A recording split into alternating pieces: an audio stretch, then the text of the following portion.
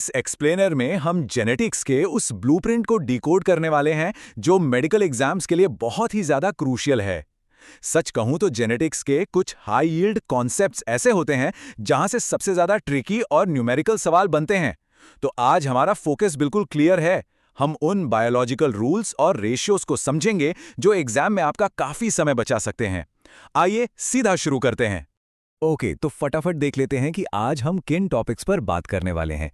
हम शुरुआत करेंगे मल्टीपल एलील्स और ब्लड ग्रुप्स से, फिर देखेंगे डाईहाइब्रिड क्रॉस और उसके रेशियोज, उसके बाद क्रोमोसोमल थ्योरी, फिर लिंकेज और रिकॉम्बिनेशन, और लास्ट में नीट के लिए कुछ बहुत ही कमाल के टाइम सेविंग फॉर्मूले।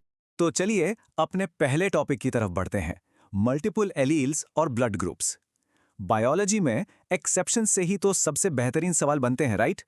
अब देखिए, जेनेटिक्स में अक्सर मजा तब आता है जब बेसिक रूल्स टूटते हैं, और यही एंट्री होती है मल्टीपल एलिलिज्म की।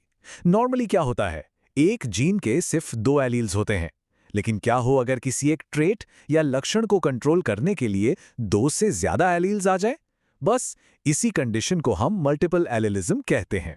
यहां एक बहुत बड़ा कैच है, ध्यान रखिएगा। पूरी पॉपुलेशन में भले ही कई एलील्स मौजूद हों, लेकिन किसी एक डिप्लॉयड इंडिविजुअल के अंदर, यानी हमारे और आपके अंदर, सख्ती से सिर्फ और सिर्फ 2 ही एलील्स मौजूद हो सकते हैं। इसे एक बहुत ही क्लासिक एग्जाम्पल से समझते हैं, ह्यूमन एबीओ ब्लड ग्रुप्स। हमारे ब्लड ग्रुप को जो जीन कंट्रोल करता है उसे आई कहते हैं, और मजेदार बात यह है कि इसके 3 एलील्स होते हैं। पहले 2 हैं आई ए और आई बी, जो रिस्पेक्टिवली एंटीजन ए और एंटीजन बी नाम की शुगर प्रोड्यूस करते हैं। लेकिन जो तीसरा एलील है ना, आई, वो कोई शुगर प्रोड्यूस नहीं करता। अब यहां लॉ ऑफ डोमिनेंस का खेल देखिए। आई ए और आई बी दोनों ही इस आई एलील पर पूरी तरह से डोमिनेंट होते हैं, मतलब आई बेचारा इनके सामने पूरी तरह छुप जाता है। तो यहाँ क्रूशियल पॉइंट ये है कि इन 3 एलील्स से आखिर कितने कॉम्बिनेशंस बन सकते हैं। इसके लिए हमारे पास एक बहुत ही सिंपल और डायरेक्ट मैथमेटिकल फॉर्मूला है, n+1/2। यहाँ n का मतलब है एलील्स की संख्या। तो जैसे ही हम n की जगह 3 रखते हैं, हमें एकदम परफेक्ट नंबर मिलता है, एग्जैक्टली 6 पॉसिबल जीनोटाइप्स। और इन्हीं 6 जीनोटाइप्स से हमें 4 फिनोटाइप्स मिलते हैं, blood group A, B, A B और ओ।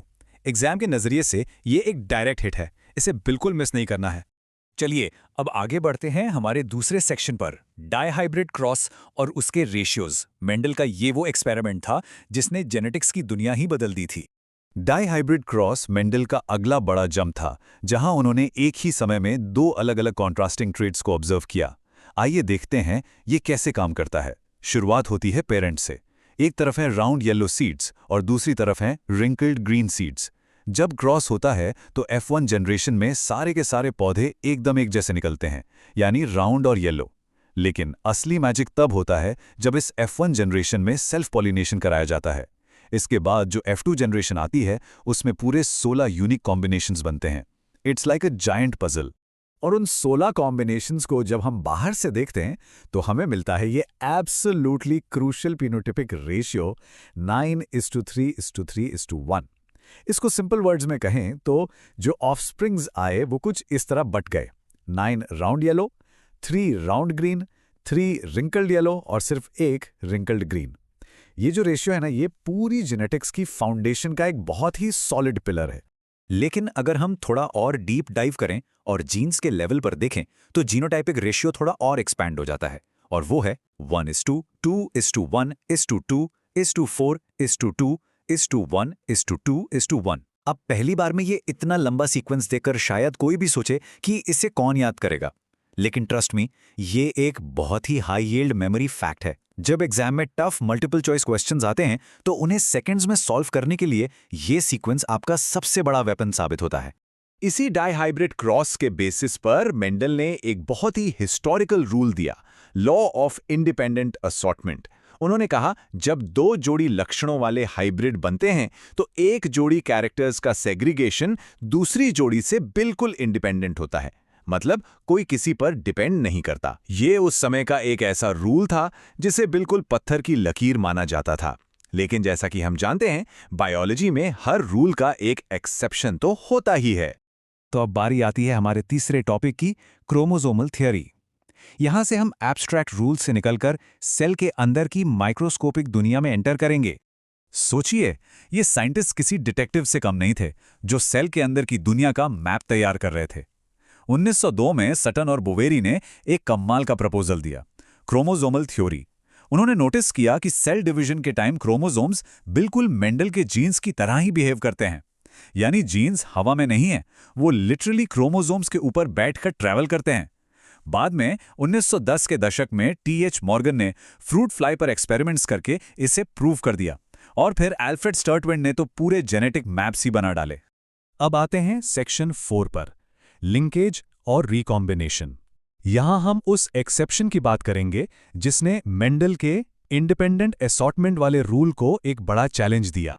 अब इस स्लाइड में जो बात है वो बहुत ही इंटरेस्टिंग है। मॉर्गन के एक्सपेरिमेंट्स ने साफ कर दिया कि क्रोमोसोम्स के अंदर एक जबरदस्त टग ऑफ वॉर यानी रस्साकशी चलती है।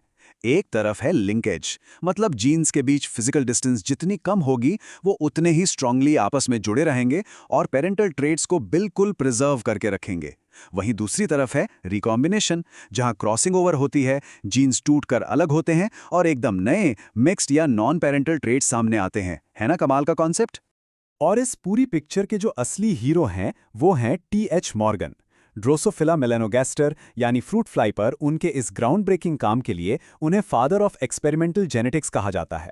अब ये सिर्फ एक रैंडम हिस्टोरिकल फैक्ट नहीं है। एग्जाम्स में अक्सर ऐसे डायरेक्ट ट्रिविया पूछ लिए जाते हैं, तो इससे बिल्कुल माइंड में लॉक कर लीजिए। और अब हम आ गए हैं इस एक्सप्लेनर के सबसे एक्साइटिंग पार्ट पर, क्विक फॉर्मूलाज फॉर नीट। अब तक हमने जो भी थ्योरी समझी है उसे हम रैपिड फायर मैथमेटिकल शॉर्टकट्स में कन्वर्ट करने वाले हैं। एग्जाम के प्रेशर में टाइम बचाना सब कुछ होता है, राइट? तो ये रहे वो मास्टर फॉर्मूले। मान लीजिए n का मतलब है हेटेरोजाइगस पेयर्स की संख्या। अब अगर आपको गैमीट्स निकालने हैं तो बस 2n कर दीजिए। फिनोटाइप्स निकालने हैं, उसका फॉर्मूला भी सेम है, 2n। अगर जीनोटाइप्स का नंबर चाहिए तो 3n का यूज करें। और आखिर में टोटल F2 कॉम्बिनेशंस कितने होंगे? Simple, 4n। आपको कोई बड़ा क्रॉस बनाकर टाइम वेस्ट करने की जरूरत ही नहीं है। ये शॉर्टकट्स लिटरली गेम चेंजर हैं। और ये शॉर्टकट्स कितने फ्लॉलेस हैं ये आप खुद देख सकते हैं। चलिए इन्हें उसी डाइहाइब्रिड क्रॉस पर टेस्ट करते हैं जिसकी हमने पहले बात की थी। डाइहाइब्रिड में n की वैल्यू 2 होती है, तो गैमीट्स के लिए 2 की पावर 2, आंसर आया 4। और जीनोटाइप्स के लिए 3 की पावर 2, आंसर आया 9। देखा आपने, ये बिल्कुल उसी रेशियो से मैच कर रहा है जो हमने पहले देखा था। कोई लंबा कैलकुलेशन नहीं, कोई कंफ्यूजन नहीं, बस सीधा, सटीक और एकदम फास्ट गणित। तो आज के इस पूरे एक्सप्लेनर से एक बात तो बिल्कुल शीशे की तरह साफ हो जाती है कि कैसे एलील्स का ये पूरा खेल, डाइहाइब्रिड क्रॉस के रेशियोज और क्रोमोसोम्स पर जीन्स का लिंकेज, ये सब मिलकर जेनेटिक्स का एक सॉलिड बेस बनाते हैं। तो अब सोचने वाली बात यह है, क्या जेनेटिक्स के इस ब्लूप्रिंट को मास्टर करने के बाद हमारा अगला लॉजिकल स्टेप सेक्स डिटर्मिनेशन और म्यूटेशन की कॉम्प्लेक्स दुनिया को डिकोड करना होना चाहिए? जरा इस बारे में सोचिएगा। आज के इस एनालिसिस में साथ जुड़ने के लिए बहुत बहुत शुक्रिया। सीखते रहिए और आगे